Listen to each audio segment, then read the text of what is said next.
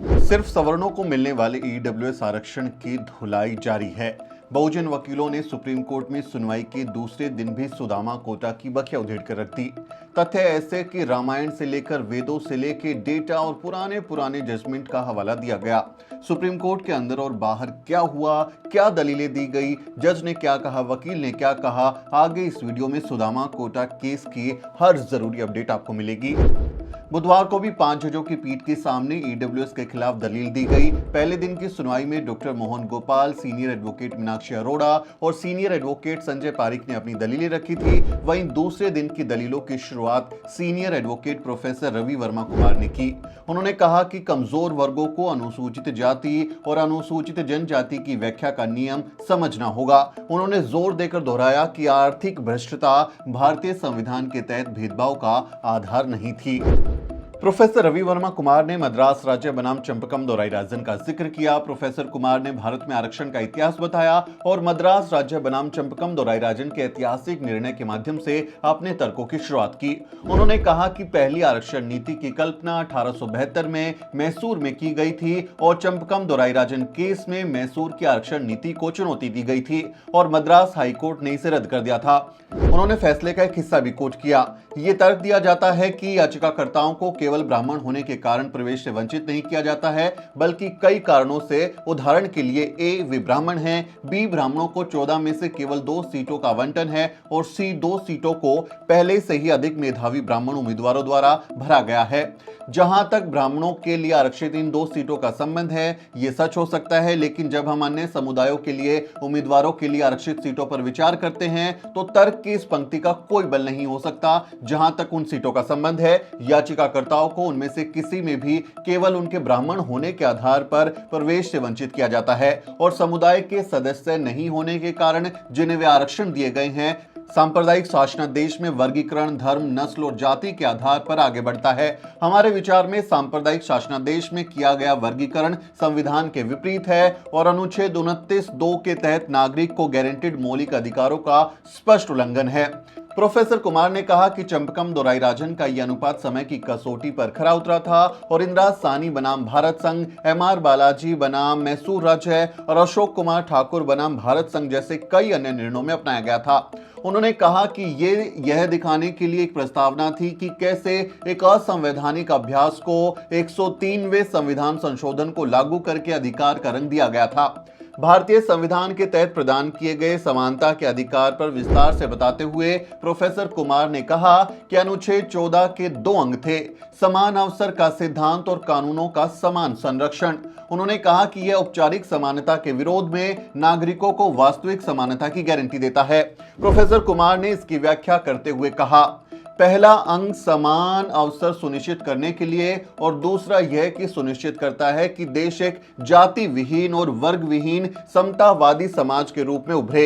ये सिद्धांत विभिन्न क्षेत्रों में काम करते हैं। समान अवसर का सिद्धांत, जिसे सभी को उपलब्ध कराया जाना चाहिए, संविधान में कई प्रावधानों द्वारा प्रबल किया गया है। एक उदाहरण अनुच्छेद 15(1) है। यह कुछ आधारों धर्म, जाति और लिंग, नस्ल या जन्म स्थान पर भेदभाव को रोकता है। उन्होंने इस बात पर प्रकाश डाला कि समानता का प्रावधान होने के बावजूद भारत के संविधान ने अभी भी भेदभाव को प्रतिबंधित किया है, क्योंकि संविधान निर्माताओं ने पाया कि भारतीय समाज असमान है और धर्म, लिंग और जाति के आधार पर विभाजित है। इस संदर्भ में उन्होंने भारतीय संविधान के अनुच्छेद 15(2) और अनुच्छेद 29 का हवाला दिया। प्रोफेसर कुमार ने तब विस्तार से बताया कि कैसे अनुच्छेद 16(1) और 16(2) दोनों ने समान अवसर के सिद्धांत को सार्वजनिक रोजगार प्रदान करके आगे बढ़ाया, जिसे उस समय पिछड़े वर्गों को सशक्तिकरण का साधन माना जाता था। भारतीय संविधान के अनुच्छेद 17 के तहत अस्पृश्यता के निषेध पर उन्होंने कहा, यानी जो अनटचेबिलिटी का आर्टिकल है, आर्टिकल 17, उस पर उन्होंने कहा, पिछड़ा वर्ग आयोग के अध्यक्ष के रूप में मेरा व्यक्तिगत अनुभव भी रहा है। कर्नाटक में 29,000 गांव हैं, लेकिन एक भी गांव में अनुसूचित जाति का कोई निवासी नहीं है। सभी एससी को बाहर रखा गया है। हमने भारत में कभी भी रंग भेद नहीं लड़ा। यह रंग भेद और कुछ नहीं है। मुझे रंग भेद का अध्ययन करने का अवसर मिला है। इसका मतलब केवल अलग रहना है। हमें सभी दलितों और एससी को बाहर रखा है।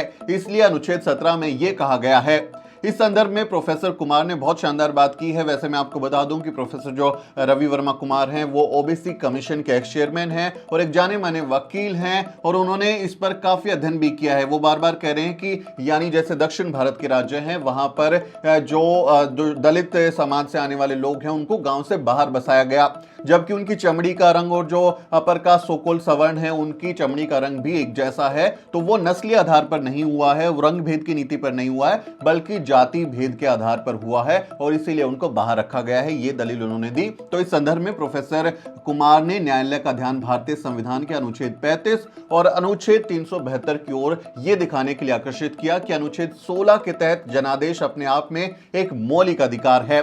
फिर उन्होंने अनुच्छेद 23 यानी 23-24 जो है यानी शोषण से मुक्ति का उल्लेख किया है और कहा कि कौन लोग हैं जिनका शोषण किया जाता है, क्या उन्हें ईडब्ल्यूएस के तहत समायोजित किया गया है? आदर पूर्वक नहीं। ये वे लोग हैं जिनको एससी एसटी या पिछड़ा वर्ग के रूप में वर्गीकृत किया गया है। यदि नहीं तो वे बंधुआ मजदूर क्यों हैं? उन्होंने अपने बच्चों को उद्योगों में काम करने के लिए क्यों भेजा है? न्यायालय न्यायिक संज्ञान ले सकता है, लेकिन वे सभी सबसे निचले तबके से आने वाले लोग हैं, क्योंकि भारत में जाति सब कुछ तय करती है। स्थिति, व्यवसाय, शिक्षा का स्तर, ये सब आपकी जाति से तय होता है।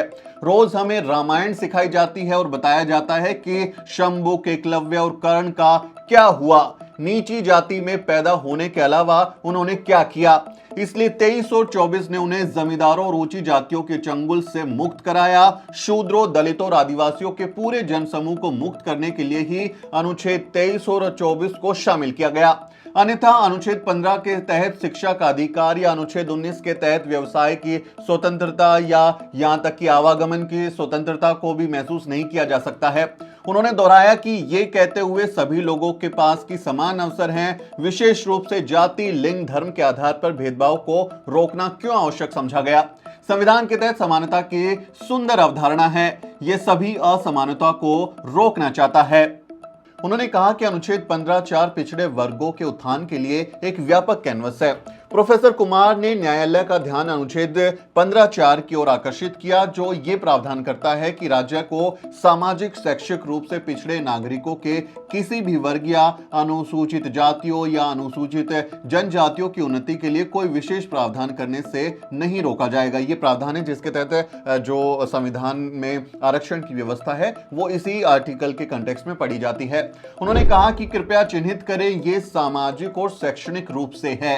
क्या लिखा है? सामाजिक और शैक्षणिक रूप से, आर्थिक रूप से नहीं है। इसलिए उन्होंने जोर देकर ये कोर्ट से कहा कि कृपया चिन्हित करें, ये सामाजिक और शैक्षणिक रूप से हैं, सामाजिक और आर्थिक या आर्थिक और शैक्षणिक रूप से नहीं है। यहां कोई सीमा ऐसी नहीं है, कोई लगाई नहीं गई है। यहां तक कि आरक्षण प्रदान करने का सुझाव भी नहीं दिया गया था कि गरीबी, आर्थिक स्थिति के आधार पर आप आरक्षण दे।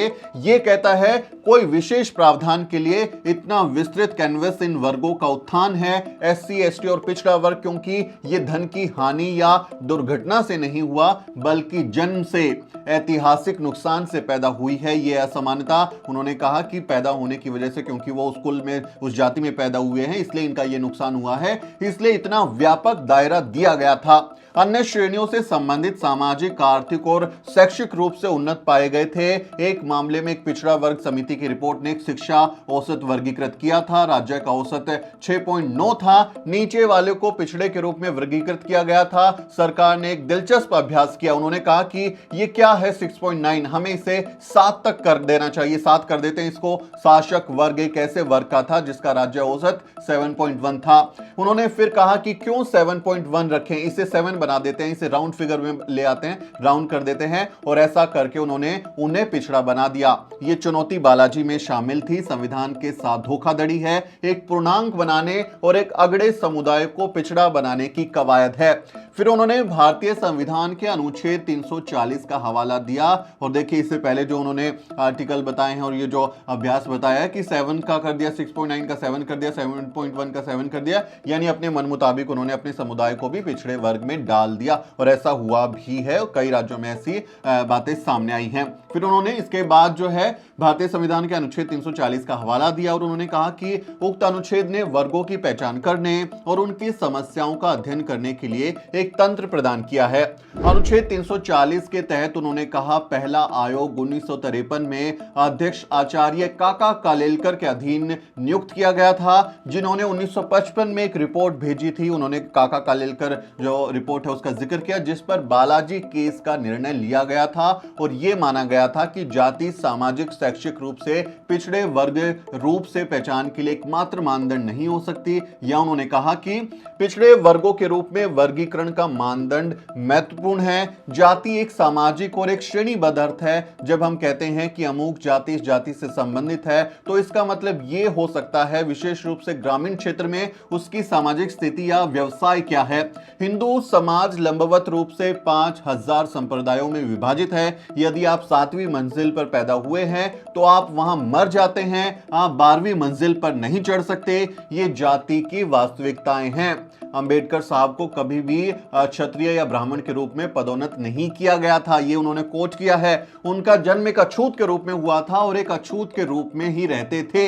इसलिए जब बालाजी कहता है कि जाति में मत जाओ, इसका मतलब है कि पदानुक्रम से मत जाओ। जो आप कहें कि बाबा साहब डॉक्टर अंबेडकर का उन्होंने कोट का जिक्र किया, उनका जिक्र किया। बाबा साहब डॉक्टर अंबेडकर कहते हैं हिंदू समाज में चतुर्वर्ण व्यवस्था एक 4 मंजिला इमारत की तरह है। जो व्यक्ति जहां पैदा हुआ है वहीं मर जाएगा।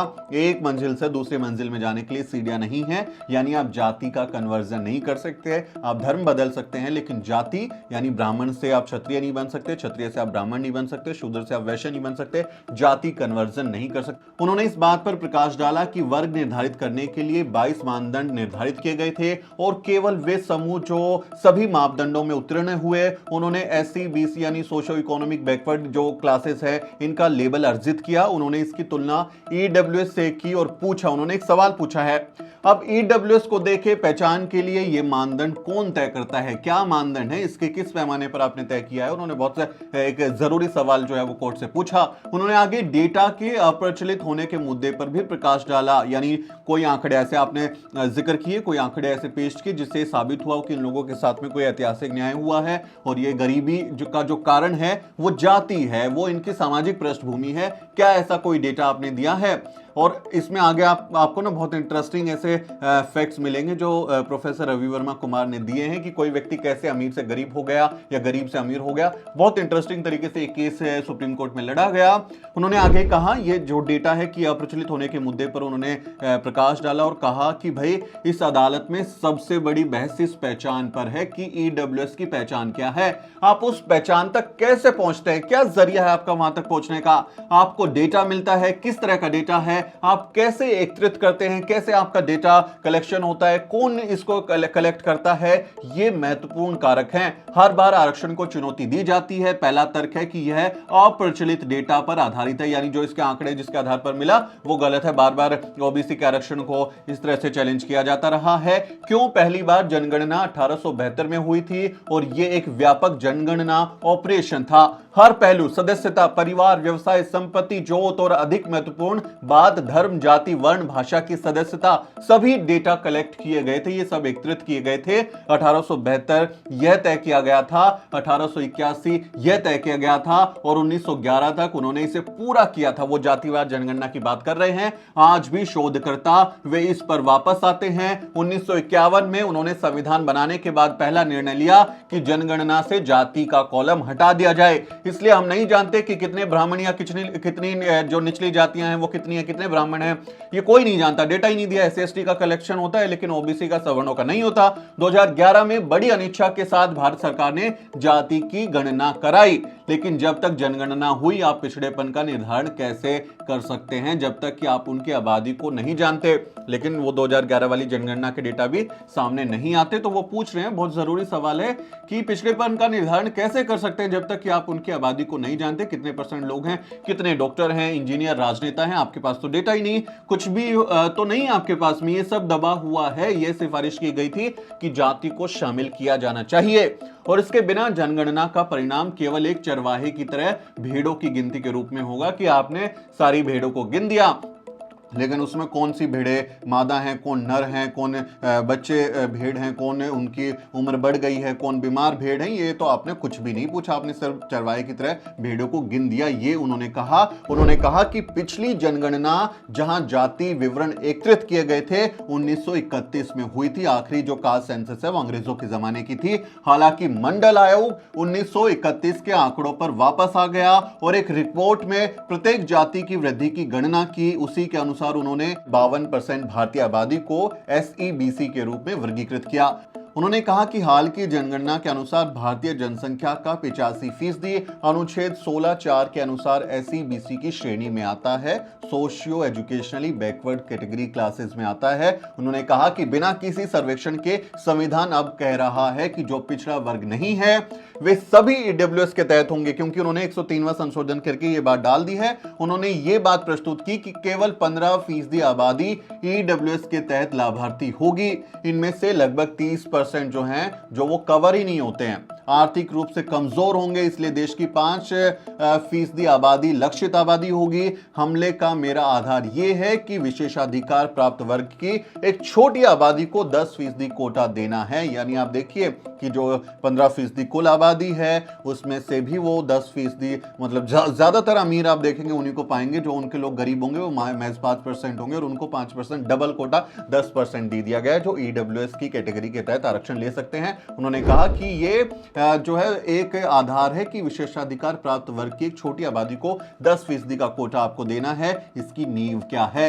ये स्पष्ट रूप से मनमाना और ऐसा विशेषाधिकार देने के लिए संविधान से धोखाधड़ी है। उन्होंने इसको धोखाधड़ी करार दिया। हमले का दूसरा आधार यह है कि आप न केवल 10% देते हैं बल्कि आराम से जनसंख्या का 10% ले लेते हैं। बहुत जरूरी बात उन्होंने कही है। आप आर्टिकल 16(4) के तहत सभी को अयोग्य घोषित करते हैं, यानी सिर्फ सवर्णों को आरक्षण, बाकी को आपने हटा दिया।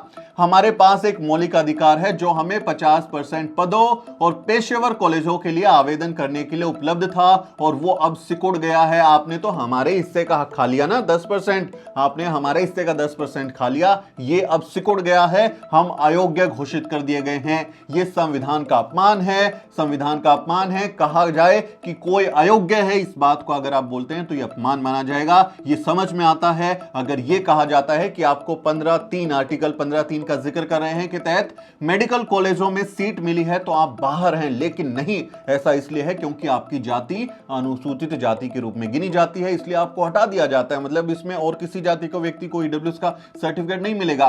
क्या यह जाति के आधार पर भेदभाव नहीं है? प्रोफेसर वर्मा पूछ रहे हैं। समानता संहिता का पालन करती है, जो हमारे आर्टिकल हैं संविधान के, वो समानता का है कि हर कानून, हर जो बिल होगा वो सबके लिए बराबर होगा। तो यहां तो ये सीधा सीधा उल्लंघन है। यदि जाति विहीन समाज वह कानून है जिसकी संविधान ने कल्पना की है तो उसे मान्यता दी जानी चाहिए। मैं इस जाति की कड़ी निंदा करता हूं। प्रोफेसर कुमार ने तब 103वें संशोधन के उद्देश्यों और कारणों के विवरण का हवाला दिया और कहा कि उसके अनुसार अनुच्छेद 46 के तहत राज्य के दायित्वों को पूरा करने के लिए संशोधन पेश किया गया था। उन्होंने कहा कि बड़े सम्मान के साथ अनुच्छेद 46 संविधान को नष्ट करने का लाइसेंस नहीं देता है। यह संविधान में वर्णित सिद्धांतों का पालन करने, समान अवसर के सिद्धांत का सम्मान करने, संविधान के तहत पुलों का निर्माण करने का अधिकार है कि आप इनमें जो खाई आ गई है उनके बीच को पाटें या पुल बना के एक मुख्य धारा तक लेकर आए। यह अनुचित और असंवैधानिक है। मैं इसका अनुच्छेद 15(1) के तहत भेदभाव के खिलाफ निषेध के आधार पर उल्लेख करता हूं। वो आर्टिकल 15(1) का जिक्र कर रहे हैं। निषेध आधार धर्म, जाति, लिंग, धर्म, स्थान, हर प्रकार के जो ये ग्राउंड है, हर आधार के संबंध में संविधान ने एक पुल प्रदान किया है कि इसमें कोई भेदभाव नहीं होगा, सब लोग एक दूसरे का सम्मान करेंगे, समानता होगी। आर्थिक भ्रष्टता का उल्लेख कहीं नहीं किया गया कि आर्थिक तौर पर कोई व्यक्ति गरीब है तो उसके आधार पर उसको आप आरक्षण दे दे। संविधान में तो इसका जिक्र नहीं, आप मन मुताबिक संविधान की मूल भावना से छेड़छाड़ कर रहे हैं। यह भेदभाव का आधार नहीं है कि कोई गरीब है। यह आर्थिक मानदंड को 15(1) में रखने और फिर 15(6) के माध्यम से एक पुल की शुरुआत करने की अनुमति नहीं है। This is really wrong. उन्होंने यह बात कोर्ट में कह दी है। इस पर जो जस्टिस भट्ट हैं, 5 जजों की संवैधानिक पीठ है, जस्टिस भट्ट ने इस पर टिप्पणी की। उन्होंने पूछा कि आप जो कह रहे हैं कि वो ये है कि सरकार ऐसी नीतियां बनाती है जिनका के आर्थिक आधार पर तय किया गया है। प्राप्तकर्ता कौन हो सकता है? केवल कुछ आय स्तर वाले लोग हो सकते हैं। उस वर्गीकरण को अदालत द्वारा मान्यता प्राप्त है। वाणिज्यिक क्षेत्र में आइए, आपके पास एक निश्चित कारोबार से अधिक नहीं हो सकता। आर्थिक मानदंड वर्गीकरण का आधार है। अनुच्छेद 15 में इसकी गैर गणना का अर्थ है कि यह स्वीकार्य है।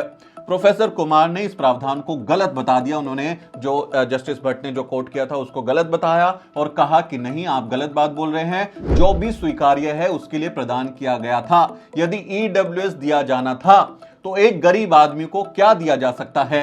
क्या उसे कैबिनेट में भर दिया जा सकता है कि आप उसको मंत्री बना दें, कैबिनेट का मंत्री बना दें क्योंकि वो गरीब है? यह कोई उपाय नहीं है, यह गलत प्रावधान है। आप तपेदिक से पीड़ित एक व्यक्ति को प्रसूति वार्ड में नहीं लेते। उन्होंने देखिए बहुत इंटरेस्टिंग बात की है कि भाई तपेदिक यानी जो टीबी का मरीज है, अगर उसको ये बीमारी है टीबी की, तो आप उसको वहां पर जहां पर डिलीवरी हो रही है बच्चे की, प्रेगनेंसी वार्ड जो होता है, डिलीवरी जहां होती है प्रसूति वार्ड, वहां पर भर्ती नहीं कराएंगे बल्कि उसके वार्ड में ले जाके उसका इलाज कराएंगे। तो आपने गलत जगह पर ये लगाया है। उस व्यक्ति को तो जो बीमार है उसको सही वार्ड में पहुंचाइए। बहुत जरूरी बात बोल रहे हैं। यदि किसी गरीब व्यक्ति को कोई समस्या है तो उसे पैसे या छात्रवृत्ति दें। आरक्षण कोई गरीबी उन्मूलन कार्यक्रम है क्या कि आप उनको अमीर बनाने के लिए ही कर रहे हैं? ये कोई गरीबी उन्मूलन कार्यक्रम नहीं है बल्कि भागीदारी की गारंटी है। इसलिए प्रोफेसर रवि वर्मा कुमार कह रहे हैं कि यदि किसी व्यक्ति को, वो गरीब है, उसकी कोई आर्थिक स्थिति खराब है, तो उसे पैसे दे दीजिए। आप कुछ सरकार की तरफ से अनुदान राशि दे दीजिए, छात्रवृत्ति दे दीजिए पढ़ने के लिए। उनके लिए छात्रावास खोलिए, गरीब बच्चों को वहां पर हॉस्टल मिले जिन्हें ऐतिहासिक रूप से उनकी जाति के कारण शैक्षणिक संस्थानों से बाहर रखा गया है। यह भी आप उनके साथ करेंगे। जो हिस्टोरिकली मार्जिनलाइज सेक्शन है, उन्हें शिक्षा दें, उनके लिए मेहनत कीजिए, उनके लिए कुछ प्रावधान कीजिए। लेकिन ये उन लोगों के लिए नहीं है जिन्हें इस तरह के कारकों का सामना करना पड़ा, यानी वो मजे से रहे, उनके साथ में ऐतिहासिक तरीके से तो कोई भेदभाव हुआ नहीं। पुल का निर्माण केवल एक समान खेल मैदान पर लाने के लिए, अंतर को भरने के लिए है। इस अंतर को पैदा करने वाली असमानता को खत्म करने के लिए, उन परिसरों को बनाने वाले नुकसान को दूर करने के लिए हो सकता है। आर्थिक रूप से कमजोर होना कोई कारक नहीं है। उन्होंने बहुत जबरदस्त दलील दी है कि इक्वल प्लेइंग फील्ड की आप बात करते हैं, लेकिन वो इस आधार पर नहीं होगा कि कोई गरीब है तो आपने उसको आरक्षण दे दिया। ये संविधान की मूल भावना के खिलाफ है। उन्होंने इस बात पर भी प्रकाश डाला कि बयान किसी भी अनुभवजन्य डेटा द्वारा समर्थित नहीं था, यानी जो डेटा है वो आप कोई एक्सपीरियंस बेस्ड उस तरह से नहीं था, कोई रिसर्च बेस्ड नहीं था। आपने मन मुताबिक कुछ भी बोल दिया और न्यायिक उपचार से भी वंचित था, जो एक मौलिक अधिकार था। उन्होंने कहा कि बिना कोई मानदंड निर्धारित के किसी को भी आर्थिक रूप से कमजोर घोषित किया जा सकता है और आरक्षण का लाभ दिया जा सकता है और इसे अदालत में चुनौती नहीं दी जा सकती। कमाल हो गया। उन्होंने कहा कमजोर वर्ग एससी और एसटी की व्याख्या का नियम है, यानी जो संविधान में वीकर सेक्शन कमजोर वर्ग बोला गया है वो एससी और एसटी की व्याख्या का नियम है। अनुच्छेद 46 के तहत अपनी प्रस्तुति पर विस्तार से बताते हुए प्रोफेसर कुमार ने कहा कि एससी एसटी और कमजोर वर्गों को एक साथ पढ़ा जाना चाहिए। SC ST OBC weaker section जो है और कमजोर वर्ग वे थे जो एससी और एसटी के भीतर जगह ढूंढ सकते थे, न कि ऐसे वर्ग जो एससी और एसटी को पूरी तरह से अयोग्य घोषित कर सकते हैं। यानी कुछ ऐसी जातियां, कुछ समूह जो छूट गए हैं लेकिन वो भेदभाव का सामना कर रहे हैं,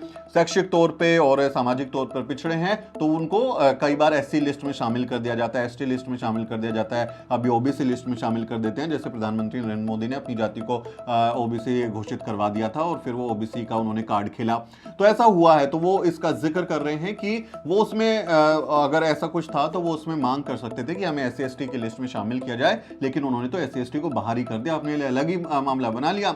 हालांकि बेंच ने इस दलील से जो है असहमति जताई, वो संतुष्ट नहीं हुआ। सीजेआई जो यूयू ललित हैं, चीफ जस्टिस ऑफ इंडिया, उन्होंने एक टिप्पणी की कि यदि ओबीसी के लिए एक वर्टिकल आरक्षण है तो उस वर्टिकल कॉलम में एससी और एसटी के लोग अयोग्य घोषित किए जाएंगे। यानी कि मतलब वो कह रहे हैं कि ओबीसी का जो आरक्षण है वो तो उसका तो फायदा एससी एसटी के लोग नहीं ले सकते। जस्टिस भट्ट जो है उन्होंने इसमें फिर से एक बात जोड़ी है, तो एक तत्व बहिष्करण का है, अनुसूचित जाति वर्ग पिछड़े वर्गों के लिए चिन्हित सीटों पर प्रवेश नहीं कर सकता। तो इसका उत्तर यह हो सकता है कि इंदिरा साहनी जैसे फैसलों के कारण पिछड़ा वर्ग पर्यायवाची है। बहिष्करण की अनुमति देने का कारण यह है कि वह एक और संवैधानिक रूप से अनिवार्य वर्ग है। सकारात्मक कार्रवाई में बहिष्करण का एक तत्व होता है, लेकिन यह सुनिश्चित करता है कि लक्षित समूह को वह मिल जाए जो उन्हें चाहिए। सीजेआई ललित ने तब पूछा, चीफ जस्टिस ऑफ इंडिया जो यूयू ललित हैं, उन्होंने ही SC/ST एक्ट को कमज़ोर करने का फैसला सुनाया था, वो इस बेंच को लीड कर रहे हैं, सीजेआई हैं। उन्होंने पूछा तो SC BC यानी जो सोशियो और एजुकेशनली बैकवर्ड क्लासेस हैं, इनके अलावा अन्य समुदाय, क्या वे कमज़ोर वर्गों की व्यापक परिभाषा में आ सकते हैं? वो पूछ रहे हैं, वो प्रोफेसर कुमार से पूछ रहे हैं कि अगर यही आपकी परिभाषा है तो क्या जो अन्य वर्ग हैं क्या वो भी इसमें आ सकते हैं? वो उन्होंने पूछा और प्रोफेसर कुमार ने इसका सकारात्मक उत्तर दिया। उन्होंने कहा कि अनुच्छेद 46 में ही कहा गया है कि राज्य कमजोर वर्गों, विशेष रूप से अनुसूचित जातियों, अनुसूचित जनजातियों के हितों में विशेष देखभाल को बढ़ावा देगा। यह आर्टिकल 46 का उन्होंने जिक्र किया कि हाँ बिल्कुल आ सकते हैं, लेकिन ये अनुसूचित जाति जनजाति के लोगों के लिए ही आप प्रावधान कर सकते हैं। यानी जब कोई किसी को आप SC/ST जो लिस्ट है उसमें शामिल कर लेंगे तो ऐसे प्रावधान कर सकते हैं, लेकिन ऐसे नहीं कर सकते कि सुदामा कोटा उनको दे दें, गरीब ब्राह्मण था उसके पास कुछ नहीं था और आप उसको दे दें। तो ये उन्होंने एक तर्क दिया है। उन्होंने साफ साफ कहा कि आर्थिक रूप से कमजोर लोग वर्ग नहीं बनाते हैं, जो गरीब लोग हैं वो वर्ग कैटेगरी क्लास की श्रेणी में नहीं आते हैं। गरीबी के बहुत सारे कारण हो सकते हैं, हिस्टोरिकली इन लोगों के साथ इनजस्टिस हुआ, इसलिए ये एक समुदाय, एक वर्ग है, तो आप इस आधार पर नहीं कर सकते। उन्होंने इसका जवाब दिया। उन्होंने कहा कि जाति को हमेशा एक वर्ग के रूप में मान्यता दी गई है, लेकिन EWS के लिए ऐसा नहीं किया जा सकता, क्योंकि सिर्फ इसलिए कि कुछ लोग आर्थिक रूप से कमजोर हैं इसका मतलब ये नहीं है कि वे एक वर्ग बन जाते हैं।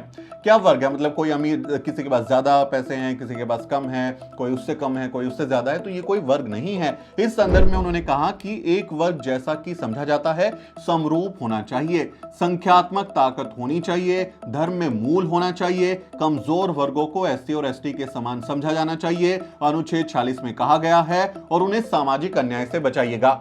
यह सामाजिक अन्याय क्या है? एक क्षत्रिय, ब्राह्मण या वैश्य पीड़ित हैं, इनमें से किसी भी समूह को कोई सामाजिक अन्याय नहीं हुआ, इतिहास में कभी नहीं हुआ कि इन लोगों के साथ में भेदभाव हुआ है, इनके साथ अन्याय हुआ, इनकी हकमारी हुई है। प्रोफेसर रवि वर्मा कुमार जो है वो पूछ रहे हैं, वे आर्टिकल 40 के तहत नहीं आ सकते, ये लोग नहीं आ सकते, SC/ST के लोग आ सकते हैं 40 में, आप इसमें इन लोगों को शामिल नहीं कर सकते क्योंकि इनके साथ ऐतिहासिक वंचना नहीं हुई है। अनुच्छेद 40 में यह भी कहा गया है कि उन्हें शोषण से बचाएं। इन लोगों का शोषण किसने किया है? प्रोफेसर रवि वर्मा कुमार पूछ रहे हैं कि इनका किसने किया भाई? कैसे बचाएंगे, किनसे बचाएंगे आप इनके शोषण को? उनका शोषण कहां किया गया था? उनका शोषण कब किया गया था? उन्हें कभी भी आर्टिकल 40 के तहत वर्गीकृत नहीं किया जा सकता, संविधान में इसकी व्यवस्था नहीं है। उन्हें 10% आरक्षण तो दिया ही जा सकता है, पिछड़ा वर्ग केवल आर्थिक मानदंडों के आधार पर नहीं हो सकता। यह उस अदालत द्वारा इंदिरा साहनी के फैसले में समान रूप से विचार किया गया है। यही कारण है कि इंदिरा साहनी को खारिज करने के लिए यह एक विधायी निर्णय है। आप कैसे निर्धारित करेंगे कि इन लोगों का अपर्याप्त प्रतिनिधित्व है? समूह क्या है? आप एक परिवार नहीं ले सकते और कह सकते कि ये अपर्याप्त प्रतिनिधित्व कर रहे हैं। अगर अमीर और गरीब के बीच कोई असमानता है तो इसे कम से कम करना होगा, यानी अमीर गरीब के बीच की खाई को खत्म करना होगा। यह गरीब आदमी के लिए उपाय है, यानी न्यूनतम असमानता। आर्थिक मानदंड तर्क संगत वर्गीकरण में असमर्थ हैं। प्रोफेसर वर्मा अपनी दलील देते हैं, वो कहते हैं, उन्होंने कहा आइए हम पहले सिद्धांत पर इसका परीक्षण करें। तर्क संगत क्या है? गरीबी वर्गीकरण के उद्देश्य के साथ क्या संबंध है? उद्देश्य रोजगार प्रदान करना है, यानी आप उनको क्या दे रहे हैं, उसका मकसद क्या है? रोजगार प्रदान करना। उनकी सामाजिक स्थिति को, उनको मजबूत सशक्तिकरण आपका उद्देश्य नहीं है, आप उनको रोजगार बनाना चाह रहे हैं, अमीर देना चाह रहे हैं, तो योजना की तरह आप इसको लेकर आए हैं। ये गरीब लोग अन्य गरीब लोगों से अलग कैसे हैं? आप बताइए तो जरा, या बाकी गरीब लोगों से कैसे अलग हो गए? भेदभाव के सभी आधारों का काम असमानता में वृद्धि को रोकना था। सभी उपाय इस प्रकार बनाई गई खाई को पाटने के लिए थे। इसे हम सकारात्मक भेदभाव कहते हैं, अफर्मेटिव एक्शन, आरक्षण, कि वो इसलिए था कि उनमें सशक्तिकरण होगी, उनमें ताकत आएगी। अमीर और गरीब के लिए ऐसा नहीं कहा जा सकता। यह कथन इंदिरा साहनी निर्णय से है, इंदिरा साहनी जजमेंट का उन्होंने जिक्र किया, और संशोधन की वैधता की जड़ों को काटता है। यह संशोधन 103वां संवैधानिक संशोधन गलत है। यह तर्क संगतता और 60 गांठ के दोहरे परीक्षण में विफल रहता है। उन्होंने बहुत शानदार तर्क दिए हैं प्रोफेसर वर्मा ने, मतलब जबरदस्त तर्क दिए हैं। जो डॉक्टर मोहन गोपाल थे, उन्होंने भी जबरदस्त पहले दिन की अपनी जो दलील है, मतलब जबरदस्त बखिया उधेड़ दी EWS आरक्षण की। और अब जो प्रोफेसर वर्मा हैं, रवि कुमार वर्मा, वाह क्या जबरदस्त दलीलें हैं। अपने तर्कों को खत्म करते हुए प्रोफेसर कुमार ने कहा, आप एक गरीब आदमी को ईडब्ल्यूएस की सूची से कब बाहर करेंगे? क्या पैमाना है आपके पास में कि आप एक गरीब आदमी को ईडब्ल्यूएस की सूची से कब बाहर करेंगे?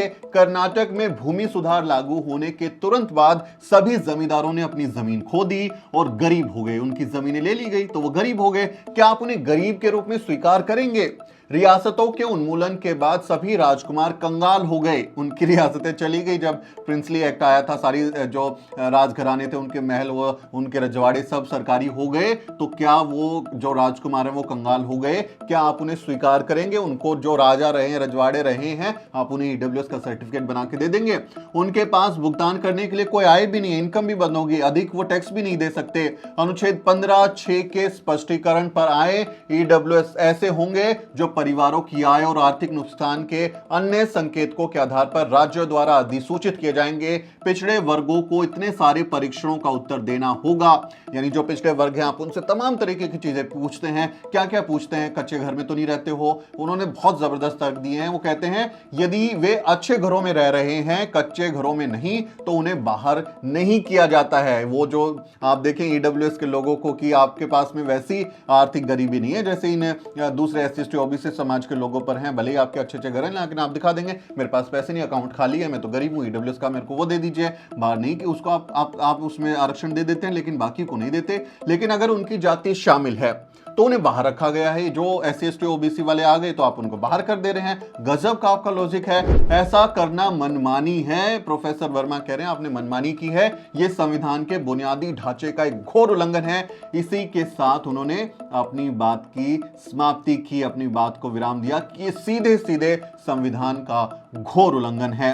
वो इसके बाद अपनी बात को खत्म करने के बाद अपनी टीम के साथ सुप्रीम कोर्ट की कैंटीन गए। वहां जाकर उन्होंने चाय कॉफी पी। पूरी टीम के चेहरे पर उन दलीलों को तैयार करने के लिए लगाए गए वक्त और थकान के साथ साथ खुशी भी साफ साफ दिखाई दे रही थी कि शानदार दलीलें दी गई हैं। ईडब्ल्यूएस नाम पर संविधान की मूल भावना के साथ जो खिलवाड़ की गई है, बहुजन वकीलों और बुद्धिजीवियों की पूरी टीम उसे कोर्ट में बेआबरू कर रही है, उसकी बखिया उधेड़ रही है। और हमें अपने लोगों का हौसला बढ़ाना चाहिए। बहुत जरूरी है कि हम अपनी टीम का, ऐसे लोगों का, इन तस्वीरों में दिख रहे लोगों का हौसला बढ़ाएं, क्योंकि ये संविधान को बचाने की लड़ाई लड़ रहे हैं और ईडब्ल्यूएस के नाम पर जो सुदामा कोटा दिया गया है उसकी बखिया उधेड़ रहे हैं। आपको शायद मुझसे शिकायत होगी कि एक दिन बाद में ही आपके सामने फैसले से जुड़ी चीजें, फैसला नहीं जो बहस है उससे जुड़ी चीजें मैं आपके सामने लेकर आ रहा हूं। उसके लिए हमारी दरअसल लिमिटेशंस हैं, क्योंकि सुप्रीम कोर्ट में जो भी बहस होती है वो एकदम से अपलोड नहीं होती, एकदम से वो जो बहस के पॉइंट्स हैं वो सामने नहीं आते हैं, तो वो हमें अलग अलग सोर्सेज से लेने पड़ते हैं। और उसके बाद वो सब अंग्रेजी में होता है तो उसे फिर हमें हिंदी में अनुवाद करना पड़ता है और उसमें कानूनी भाषा का भी ख्याल रखना पड़ता है, क्योंकि अगर आप किसी भाषा का गलत इंटरप्रिटेशन कर दें, गलत अर्थ निकाल दें, तो आपके खिलाफ कोर्ट की अवमानना का केस भी हो सकता है, कंटेम्प्ट ऑफ कोर्ट भी बनता है और वो फेक न्यूज़ भी माना जाएगा। तो उस पर भी हमें ख्याल रखना पड़ता है। इसलिए हम सोच समझ के, समय लेके लगा के आपके लिए खास रिपोर्ट तैयार करते हैं, क्योंकि बहुत ज़रूरी है। ईडब्ल्यूएस का ऐतिहासिक फैसला है। ईडब्ल्यूएस अगर पारित हो जाता है तो फिर जो इंदिरा साहनी जजमेंट में 50% की कैप है वो हट जाएगी और फिर हमें जो है ओबीसी के लिए 50% से ज़्यादा के आरक्षण की मांग करनी होगी। और ये हट जाता है तो फिर हम संविधान के साथ जो मूल भावना है उसको बचा पाएंगे, क्योंकि उसमें इस गरीबी के आधार पर सुदामा कोटा देने की व्याख्या नहीं है। तो ये बहुत ज़रूरी फैसला, ऐतिहासिक फैसला है, बहुत ज़रूरी है, इसलिए हम आपके लिए स्पेशल रिपोर्ट्स लाते हैं। आपसे अपील है कि आप अपनी राय दें, इस वीडियो को ज़्यादा से ज़्यादा लोगों तक शेयर करें, क्योंकि हमारे लोगों को ये पॉइंट्स भी समझ में आना चाहिए कि कोर्ट में क्या चल रहा है। हालांकि कोर्ट में जो 5 जज हैं वो सभी सवर्ण हैं, उसमें जो सीजीआई हैं जस्टिस यूयू ललित, वो उन्होंने एससी एसटी एक्ट के खिलाफ में फैसला दिया था, जिसके बाद देखें आपकी 2 अप्रैल का ज़बरदस्त आंदोलन हुआ। उसके बाद पारदीवाला जो जज हैं उन्होंने तो गुजरात हाई कोर्ट के जज रहते हुए कह दिया था कि कोई मुझसे पूछे कि देश में सबसे ज़्यादा नुकसान किस बात ने किया तो मैं कहूँगा आरक्षण ने किया। उनके खिलाफ महाभियोग भी शुरू हुआ था जो नहीं हो पाया। तो वो ऐसे 2 जज तो सीधे तौर पर ऐसे हैं जो एससी एसटी और आरक्षण के खिलाफ उनका मूड है।